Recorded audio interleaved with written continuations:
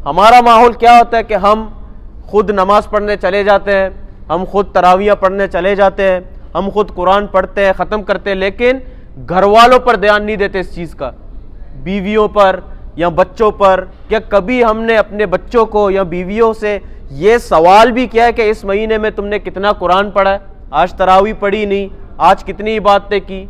हम ये सवाल नहीं करते, बल्कि हम ये सवाल करते कि आज खाने में क्या बना है, आज इफ्तारी के लिए क्या बना हुआ है।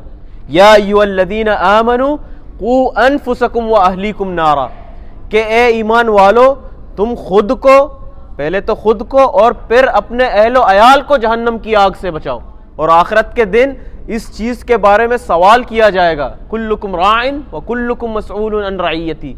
आप सबके ऊपर अल्लाह सुब्हानहू व तआला ने एक एक जिम्मेदारी दी है, तो अल्लाह सुब्हानहू व तआला आखिरत के रोज़ आपको और हमारे उस जिम्मेदारी के बारे में पूछेगा।